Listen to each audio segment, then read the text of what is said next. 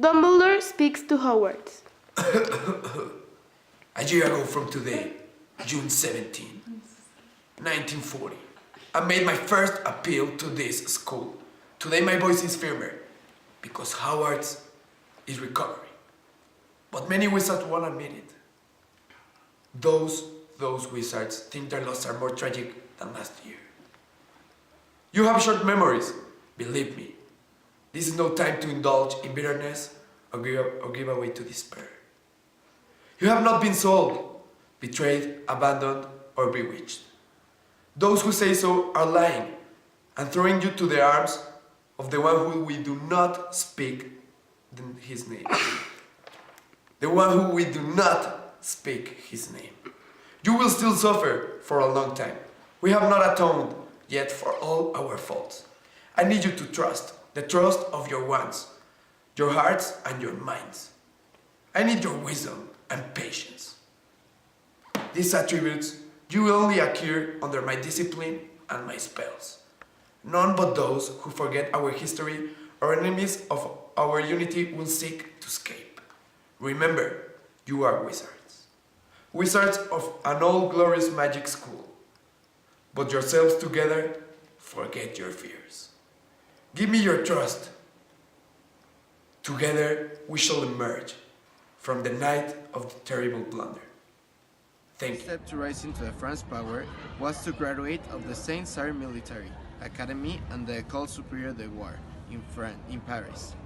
After graduating, I fought in the World War I as an infantry officer and earned the nickname of the Savior of the Verdun for my brilliant deployment of artillery with defensive purpose. In 1970, before the war ended, I achieved to become the Commander-in-Chief of the French Army. As Commander-in-Chief, I was credited with raising the morals of French troops. Then, I received the rank of Field Marshal immediately after the war ended. During the interwar years, I contributed greatly to the construction of the Maginot Line and served in French Morocco in North Africa. I later entered politics, becoming the Minister of War in 1934, Secretary of State in 1935, and Ambassador to Spain in 1939, and at last I became Premier of France in 1940. When Americans entered the North Africa Theater in November 1942, I publicly denounced Admiral Francois Darlan for cooperating with American General Dwight Eisenhower. After Allied troops secured their beachheads at Normandy, me and my government fled to neutral Switzerland. After the war, I was returned to France from Switzerland, and then I was convicted for collaborating with Nazi Germany and sentenced to death by firing squad. Charles de Gaulle returned to France from Switzerland, and then I was convicted for collaborating with Nazi Germany and sentenced to death by firing squad. Charles de Gaulle lessened the sentence to life imprisonment on 17 August 1945 out of respect for my venerable age.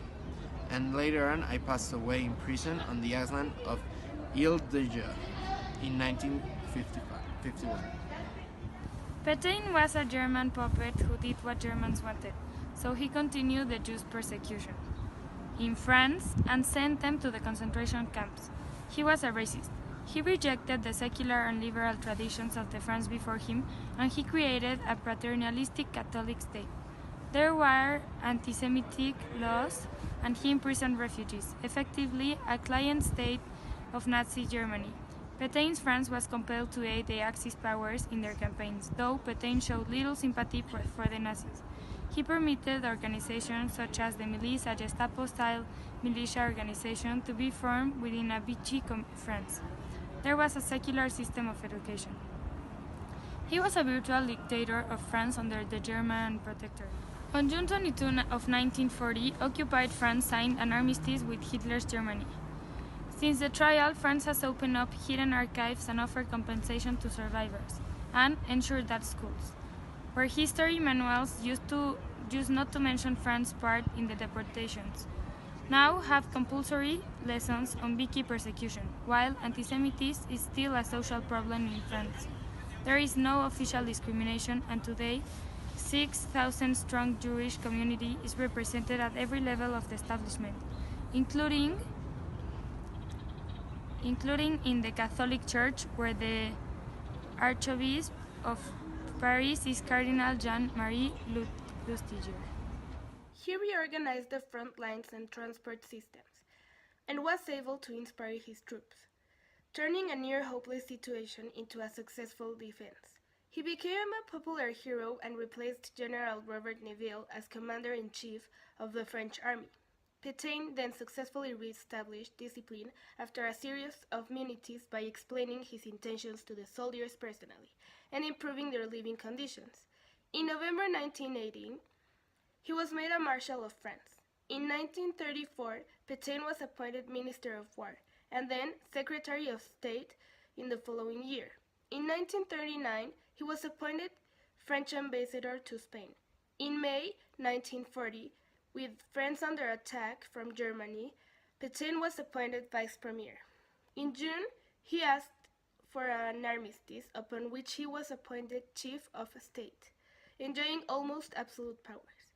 Then, the armistice gave the Germans control over the north and west of France, including Paris, but left the remainders as a separate regime under Petain, with its capital at Vichy. Officially neutral, in practice the regime collaborated closely with Germany and brought it in its own anti-Semitic legislation.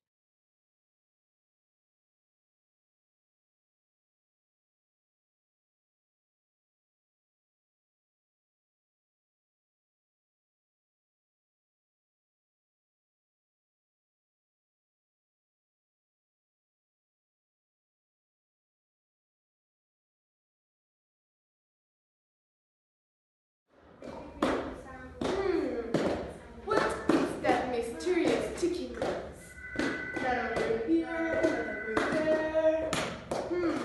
What kind of catching game? Snake, snake, Severus, snake, snake, Severus, Dumbledore! Severus, snake, snake, Severus, Dumbledore! Dumbledore! Dumbledore! Dumbledore! Harry Potter! Harry Potter! Harry Potter! Dumbledore! Harry Potter! Harry Potter! Harry Potter! Dumbledore! Harry Dumbledore! Harry Potter! Harry Potter!